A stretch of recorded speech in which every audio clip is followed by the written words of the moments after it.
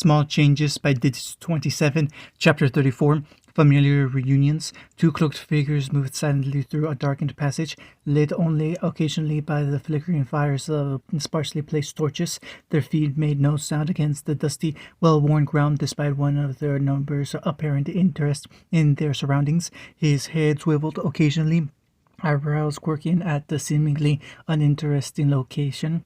The other simply trod forward with measured, confident steps, his red eyes smoldering beneath their wide brim sugigasa. So, come here often? One finally spoke up, breaking the previously comfortable silence, at least in the opinion of his companion. At his lack of response, the larger man simply continued on, chuckling lightly to himself as he glanced about the tunnel again. I never realized Konoha was so easy to break into. He placed his hands up by his head, displacing the large wrapped object strapped to his back. Just a nice, quiet stroll down a passageway, he grunted, hands returning to his side. Bit boring if you ask me. He glanced at his companion, only to see him continuing on stoically. It wasn't like the man to rise to his occasional conversation, so he was surprised when his dulcet tones graced his ears. Exit tunnels like these are common for Ambu operatives. His intoned softly continued on before his companion could make a wise crack. For all of the villages, the larger man nodded with a roll of his beady eyes, grinning to reveal a row of sharpened teeth. I suppose you'd know. This time his partner remained silent, and they continued on for another good few minutes in that manner. You know, the larger one started up again, much to the silent chagrin of his companion. I thought you'd have a bit more to say, what with coming home again. At that, the smaller one grunted, his features not changing in the slightest. Konoha has not been my home for over 6 years now. This is simply a mission, he responded coolly, not a hint of emotion seeping into his tone. That only seemed to make his companion even more determined to get under his skin, though. Before he had a chance, however, the youngest of the pair raised his hand. Stop! The exit is just up ahead. We will have to be discreet from here on. The blue-skinned of the pair grunted, but acquiesced all the same. He suspected his partner just wanted a bit of quiet. They made it up and out of the old abandoned Ambu tunnel just fine with the use of a subtle earth jutsu, and quickly concealed themselves in the shadows of the late evening streets. However, oddly enough, there wasn't even a hint of activity around them. No civilians, no shinobi. The streets were eerily empty. So this is Konoha during a war, huh? The bigger one muttered under his breath, glancing about curiously. Nothing seemed off with how easy this had all seemed so far. No Ambu patrol to run into, not even a hint of trouble getting past the barriers. Even with his former Konoha companion, he expected a bit more resistance. I would not know, was his partner's only reply. Now quiet, Kisame. The Ambu holding cells are this way. The former Kirinin waved the Uchiha off as the two slunk through the streets, flitting between shadows without a whisper. Once again, they were unnerved by the lack of apparent defenses in place around the village, easily slipping into the nondescript building that served as a holding pen for some of Konoha's more sensitive acquisitions. By this point, Itachi practically knew something had to be wrong. Several Ambu's standard orders had been breached with the lack of general security, and they should have at least had to deal with a patrol by now. I had the foresight to send them away. A quiet, toneless voice seemed to answer their unspoken queries as a certain redhead made his presence known. Instantly, Itachi and Kisame's muscles tensed, although they showed no outward sign of it. Naruto, Itachi acknowledged, with a slight tilt of his head, as if they were just old friends greeting after a few weeks apart and hadn't last seen each other at the end of each other's kunai. I wouldn't want to get some poor little Ambu involved in the big boy games after all. The former captain continued on, as if he hadn't heard the man he used to consider a friend, his face looking rather bored for facing down two of the most dangerous Nugnin to grace the elemental nations. So you're the famous second coming of the Flash, huh? Kisame finally spoke up, casually tossing aside his sugigasa to reveal his blue-toned skin and guild-like tattoos. I expected you to be bigger, he tilted his head with a toothy grin. Maybe a little bloodier. The name the nickname doesn't quite fit. The redhead regarded the enormous man evenly, his eyes never strained towards the slowly rotating Sharingan of his former friend. Kisame Hoshigake, he intoned blandly, as if reading a target out of a bingo book. It seemed to be most of a confirmation than an actual acknowledgement of the man's presence. The Jinchuriki is not here, is she? It wasn't really a question, and Itachi's tone reflected that. She's safe, Naruto finally replied, stepping further out of the shadows of the dimly lit hallway and into a casual, unconcerned, slowly slouch worthy of a Nara. So, you're Jinchuriki? Uncle started cheerily, if not with a hint of uncertainty, as she stared across the room at the mint-haired girl seated on the couch, whose feet and hands were bound, and there was a chakra suppression collar around her neck, so all she could really do was glare at the overly chipper Violet. I heard you met Naruto at his tuning exams. Uncle ventured again, feeling incredibly awkward having to play host to a woman who not a few days ago had tried to kill her boyfriend, yet supposedly was a good friend of his. He had just dumped her on the couch this afternoon, telling her to watch over her until he got back without even telling her why. Fu merely continued her piercing glare, rolling her shoulders to ease the discomfort of her restraints. "Wanna play cards?" Uncle asked before chuckling sheepishly as Fu's look finally changed into one of incredulity. The verdette glanced down at her restraints before glaring back up at the girl. Right, no hands." The two women once again lapsed into an awkward silence. With Uncle in the room, though, it couldn't last for long. "So you're Jinchuriki?" "I won't let the Akatsuki have her, so this is as far as you go," the redhead stated resolutely, his lazy posture vanishing in an instant as he straightened himself up, a tri-pronged kunai appearing in his hand faster than his opponents could blink. Well, Kisame was cut off from his snarky comment as he was suddenly and violently pulled out the way by Itachi. A flash of silver steel slicing through the space where his snake had once occupied with a visible whine of displaced air. There was a moment of stillness before, in the same moment, a hair-thin slice appeared on the wall behind them, and forms of Naruto and Itachi vanished into a red flash and a murder of crows respectively. "I see you're as fast as ever, Naruto," Itachi monotoned softly, Sharingan spinning calmly to pick out the locations already marked out by the redhead's harassment. There were more than a few. "You're still a fan of your illusions as well, I see," the redhead responded glibly, sword already sheathed in a movement that only Itachi's dojutsu picked up. Beside him, Kisame rubbed at his neck with a mildly sheepish grin before slinging Samehada off his back with a vicious grin. Itachi's lips only quirked downwards for a single instant. "You know of that Katsuki?" Tucci intoned with less inflection than a bored Nara, trying to buy the pair a bit of time to think their way out of this situation, while hoping Naruto still had a bit of a conversational streak with his enemies. "Jiraiya decided to fill me in when he felt I was ready to know," the redhead air-quoted with a snort, his posture outwardly relaxing in a bluff Itachi knew all too well. Naruto never truly relaxed in these situations. "That does sound like the Toad Sage," Itachi agreed, mind whirling as he considered every exit out of Konoha and which would be best for escaping his former friend and teammate. The options were worryingly slim now that Naruto had mastered his father's famous technique. "Yeah, and he also told me what he knew of the Akatsuki's current lineup, which is why I knew that pain." Only Kisame showed a hint of surprise that Naruto, knowing the name of their leader, would send you to retrieve Fu. The redhead's eyes darkened slightly as an almost invisible pressure settled on the corridor.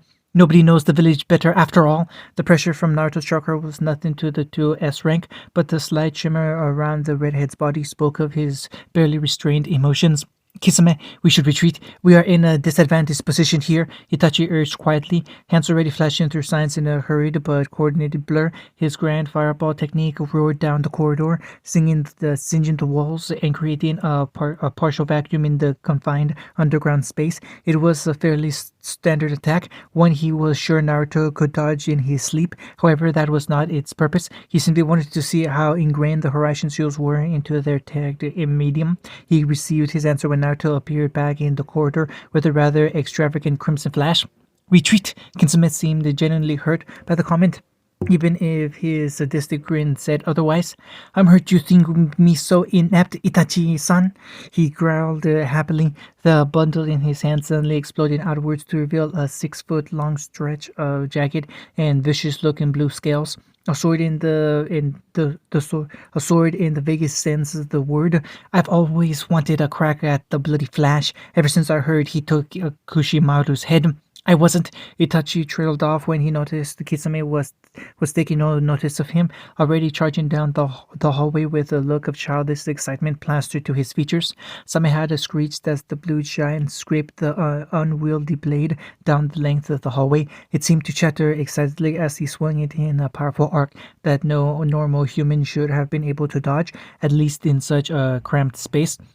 Bit out of your comfort zone, Hoshigaki-san? Naruto asked curiously, hand under his chin as he crouched on top of Kisame's blade, once again proving he was no normal human by flashing onto the swordsman's famous weapon. He flipped off almost immediately, simultaneously dodging a not so small hail of fire and enshrouded her shuriken, and the spikes on Samehada suddenly thickened in an attempt to skewer his feet. Kisame's grin only widened, if that was possible, as he planted his blade against the floor. Cocky, aren't we, kid? The former Kirinin growled out without the normal threat that laced his voice. If there was one thing he appreciated, it was a worthy opponent. He did, however, seem a tad annoyed Naruto refused to meet his eye, although that was more to do with the fact that Naruto was focusing on the pair's feet. It was the one place on Itachi's body he was almost sure the Uchiha couldn't cast his genjutsus from. It was a bit hindering, but his reflexes allowed him to anticipate their movements in a somewhat bastardized form of Gai's counter to the Sharingan. Only as much as I need to be, the redhead shot back with a smirk, only to tense as Kisame and Itachi began running through hand seals together. It seemed the two weren't going to try. It seemed the two were going to try and take him on one at a time. Itachi's technique was first, being the fastest of the two with his hand seals. Water release, water fang bullet, he called out in his soft tones. The deadly technique rapidly spiraling up instead of at Naruto. It smashed right through the ceiling of the corridor. At the same moment, Kisame finished his own technique, drawing in a massive breath as he paused on the snake seal. He didn't even call out the name of the technique, simply spouting out an absurd volume of water from seemingly nowhere that rapidly rushed both down the corridor towards Naruto and up out of the fresh hole his partner had created. A few moments later, Naruto flashed onto the roof of the Anbu holding cells, shaking out his now wet hair with an irritated expression. This was why he hated missions to Kirigakuri. It was such an inconvenience being wet. It weighed him down and chilled his muscles. He quickly observed the damage only to sigh in relief. With most of the water channeled up, the surrounding streets were only flooded instead of destroyed, like the pressure might have done otherwise. Pulling a scroll out of one of his pouches, he quickly smeared some blood across the seal and threw it into the water. Almost immediately, it began to drain away into the scroll, like Naruto had pulled some invisible plug. "Ah, didn't you like my redecorating?" Kisame snarked as he appeared across from the redhead, Samehada lazily resting on his shoulder. He didn't give the redhead enough time to respond, though, as he suddenly shot forward at speeds that bellied his bulky form. However, when the Naruto his blade shredded through merely smirked, his beady eyes widened. Itachi watched on impassively from an elevated position as the clone of Naruto violently exploded outwards in a familiar technique he himself had taught the redhead. He probably should have warned his partner, but it seemed unnecessary when Kisame jumped back from the smoke cloud, only a little singed from the trouble. The Uchiha merely assumed that Samehada had absorbed too much of the clone's chakra for the explosion to have done much damage. "Damn, your friend is beginning to piss me off, Itachi," Kisame growled as he glanced about at their surroundings. The stoic Uchiha was about to correct him when Naruto beat him to it, appearing a few feet away on the rooftop, dancing from foot to foot, noticeably dry. "That traitor's no friend of mine, a sushi roll." Both combatants missed the ever so slight twitch in Itachi's eye to focus on one another as they were. "Now move aside. I don't really feel like dicing you up today." His violet eyes drifted in the direction of Itachi, still not meeting the Sharingan's lulling gaze. I was trying to have a nice reunion here with a former teammate." It seemed that was the last straw for Kisame, as the large man chuckled slowly, a familiar expression crossing his face that Itachi had come to recognize as the nickname becoming serious. Oh yeah, this one's mine, Itachi. I don't care what history you have. His grin turned possibly savage as he pointed Samihada at the redhead. I hope you don't mind if I make that the bloody Flash live up to his moniker, do you? Lucia simply exhaled slowly, knowing nothing he said was going to hold his partner back now. Instead, he returned to scoping out their surroundings, wondering why no reinforcements had arrived yet. Surely Naruto didn't believe he could take them both down. It was too suspicious. They were near the borders of the village, sure, but still. Kisame, be cautious, he tried to warn, for all the effect it had on the Kirinin as the man suddenly blasted forward, swinging Samehada forward with all his strength. Surprisingly, Naruto actually parried the blade, catching it between the scales with his own tanto. Itachi recognized it scratch for scratch as the one the redhead had used when they were still both in Anbu. Uchiha couldn't even remember where he had abandoned his own. The redhead seemed to struggle under Kisame's strength, but at least kept the unusual blade from cutting him. Well, you're stronger than Zabuza, that's for sure, he ground out, suddenly vanishing in a crimson flash. The sudden lack of resistance only put Kisame off balance for a moment before he swung Samehada around again, deflecting a glancing blow from the speedster. He was ready to counter, only to have Naruto vanishing again. Itachi could see what the redhead was doing, and it didn't bode well for Kisame. He remembered how Naruto would scope out his opponent's strength and reflexes in this exact manner. Hardly a compliment, kid. I could beat that the muscled up idiot with one arm. Kisame shot back, with a smirk, glancing about for any flashes of red that would give away his opponent's position. Move, Itachi intoned blandly, causing Kisame to jump back just as Naruto appeared right where he had been standing. Tanto held in a reverse grip and tri-pronged kunai thrust forward. Not too fast, though, are you? Naruto grinned, flashing off again so only his voice remained on the roof.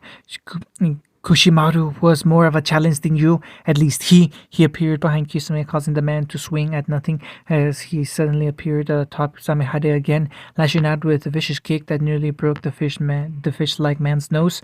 Could sort of keep up, Kisame growled angrily, flashing through hand seals and slamming his palms down only to remember all of his water had been taken away.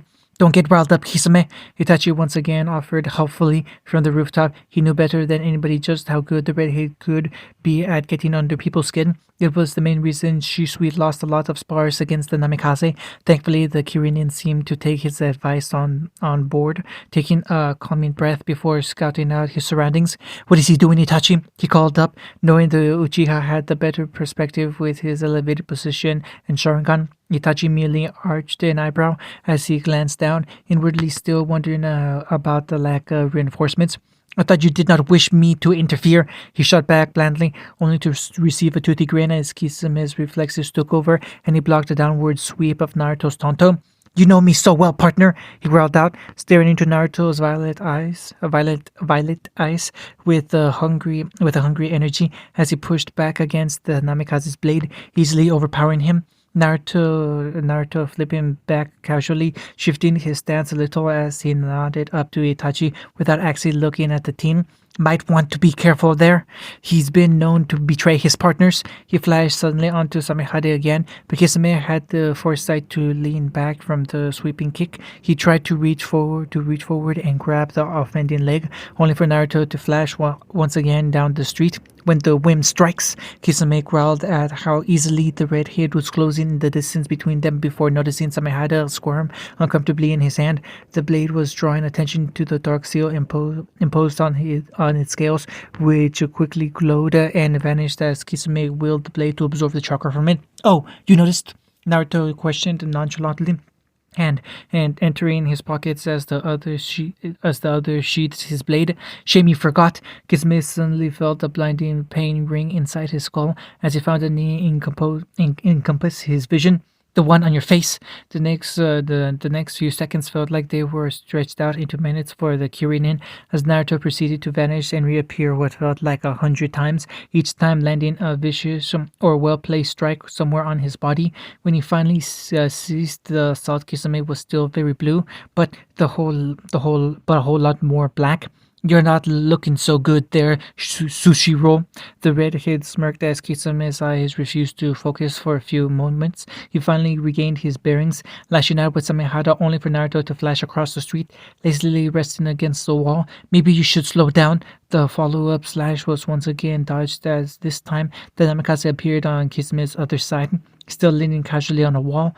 Relax a bit, maybe have a rest. Kisame's eyes merely twitched as he brought the full force of Samehada down on the redhead, only for it to hit nothing but the ground, cratering it instantly. Hold still, you little runt, or I'll give you something to dodge, he growled, eye twitching sporadically. However, when he spotted Naruto up on a rooftop, feet springing over the edge as carefree as it could be, something inside of him snapped.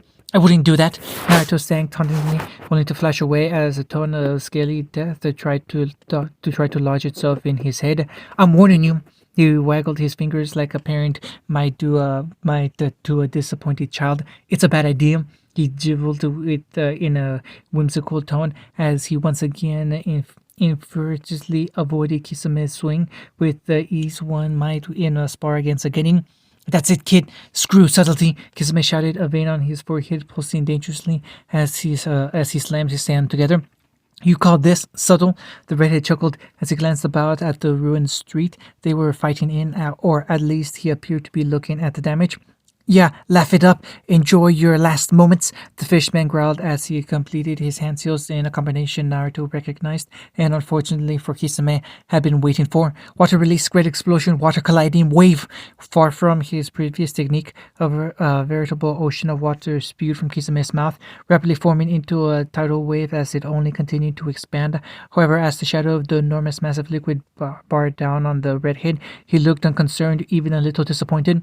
I warned you, he muttered, lost against the roar of Kisame's technique as he raised the single half-ram seal. Instantly, four tags placed around the street Kisame had been lured into by his enraged assault glowed as invisible lines of chakra snaked out between them. Uzumaki style, four-pillar prison seal. Even Kisame faltered as the massive influx of chakra suddenly roared to life, a thick purple barrier springing up not only between him and the redhead but all around him in an encompassing cube. By the time he knew what was happening, it was already too late, and his technique had completely filled up the inside of the cube. Unfortunately for him, it didn't stop there. He had already expended the chakra. There was no stopping the technique. Naruto watched, cringing slightly from the outside the barrier he was maintaining as the water pressure within the cube only continued to grow. Kisame, trapped inside his own technique, convulsed and writhing as his body was crushed mercilessly.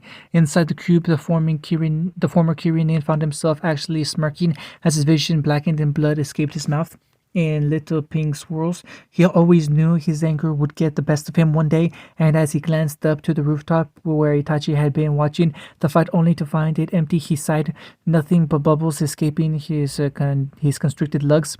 Figures. And then he saw nothing but black.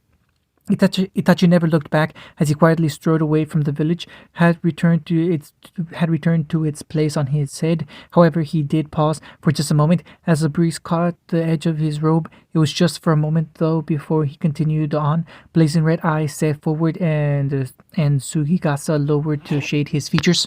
Sorry, Kisame. He sighed slowly as he vanished into the shadows of Konoha's famous trees, his voice just a whisper on the wind. Sorry, Naruto. Naruto sighed in irritation as he held up a paper seal to the side of the glowing barrier, watching as the water drained, in his opinion, far too slowly from inside. Did you manage to tag him? He called out to seemingly no one, only for a shadow to slip out of a nearby wall, their presence previously indistinguishable from the surroundings. Sorry, Naruto. Seemed to notice something when I got too close. Komachi apologized nervously, fiddling with one of the senbon she usually kept in her hair. It had been her job to try and sneak up on Itachi and stick him with the same kind of track and seal Naruto had used on Gurin. Konoha needed to know where the Akatsuki was based, even if Naruto had to set aside his personal feelings regarding his former friend. However, getting close to the Uchiha Shion was like passing under the gaze of an apex predator. Even for Komachi, it felt like every time she got even remotely close, the swirling red eyes were locked right on her. It's all right. It was a long shot to begin with. The redhead sighed, masking his disappointment. He knew better than anyone that it was no easy task sneaking up on an Uchiha. Never mind, Itachi. I'll just finish up here and go report to Hiruzen. Komachi nodded quickly, inwardly glad just to be done with this assignment despite the failure. However, as she left, another Ambu seemed to materialize into position, taking her place. If anything, the war-masked man seemed even more nervous than her. Ah, Namakase-san, I have some news. Naruto raised an eyebrow, not taking his attention off the cube he was still draining. It's about the tuning team we sent to the Ta border, your former squad. The Hokage thought it best you know. Ami heard her groan echo around her as she blinked her eyes open, instantly regretting it as the light pierced her retinas like hot pokers. Taking a moment to get used to the swinging sensation in the back of her head and take stock of all the aches across her body, she eventually managed to prop herself up on her elbows. Taking in what appeared to be a cave through blurry vision, she glanced about, noting the campfire a short distance away from her before her eyes naturally drifted to the man stroking it. Ah! She couldn't help but shriek as she caught sight of his face, or what appeared to be his face in this disorienting view. It looked more like some kind of demon than any kind of man she knew, with a gruesomely stretched grin and a single evenly winking eye. She jumped back only to immediately regret it, forgetting the demonic visage as pain laced through her side. It felt like her chest had been caved in, only to be reset and caved in again. Whoa, whoa, take it easy. The man finally noticed her conscious state, crossing the distance between them faster than was natural, only for Ami to scoot back even more. She pushed the pain to the back of her mind as best she could in order to escape the monster, but it still showed on her face. After a moment of confusion, the man's single visible eye, a deep obsidian black, widened in realization, and he pulled out his own face. Ami realized it was a mask. At the same moment, he tossed it to the side carelessly, a sheepish grin passing over surprisingly handsome features. Oh, sorry about that. Sometimes I forget I'm even wearing it. He muttered more to himself than to her. It took a moment, but Ami's vision did clear enough to get a good look at him. But beyond her initial assessment, she didn't learn much. In a untidy black hair fell about his face, and it looked like he had been growing it for a good few years. As it tumbled easily across his right eye, obscuring it, he chuckled again, rubbing the back of his head in a way that reminded Ami far too much of Naruto. Don't worry about the mask. It's just something I wear to scare the locals off. He sighed, staring out the mouth of the surprisingly spacious cave they occupied. Sometimes it's a bit too effective. I like my privacy as much as the next guy, but he trailed off, seemingly realizing he had been rambling as he noticed Ami's incredulous expression. But, are you okay? I found you washed up on the beach, pretty banged up. I wrapped you up the best I could, but a medical stuff was never really my strong suit. Ami looked down, noticing her chest had a few of her larger wounds on her arm and legs were wrapped up. Thank you, she finally managed in a somewhat hoarse voice. Taking the hint, the messy-haired man quickly scrambled across the cave, returning with a flask of water for her. As she drank, she noticed a neat stack of her clothes off to one side, only then noticing that she seemed to have been changed into the thankfully dry spares she kept into her equipment. Noticing her look, she almost wanted to laugh as the man turned a vibrant shade of red, averting his gaze. I didn't look, promise, he squeaked, making Ami chuckle slightly as she finished her drink with a satisfied sigh. Who are you? She diverted, quick to move away from the idea of any looking or lack thereof. Uncle would have been disappointed in her for not at least trying to tease the man over it, but she was too sore and too tired to care. He also looked thankful for the change of subject, grinning nervously as he ran a hand through his dark hair. Just your friendly neighborhood hermit. He seemed a little evasive, but Ami could excuse a little eccentricity from the man who probably saved her life. A rather awkward silence seemed to press down on them for a few moments before Ami's stomach rumbled, echoing uncomfortably in the spacious cave. Right, food. The man nodded, scrambling up and away towards a few crates to the back of the intel. Ami sighed thankfully before looking about the space she never noticed. Looking about the space she found herself in, trying to glean at just where exactly that river had carried her. She never noticed the man take a subtle glance back to her, his left eye swirling for a moment in a deep scarlet. By the time she looked back, though, his visage was back to sheepish as if nothing had changed. Hand once again submerged in that shock of black hair. Well, I have fish or fish. End of chapter 34.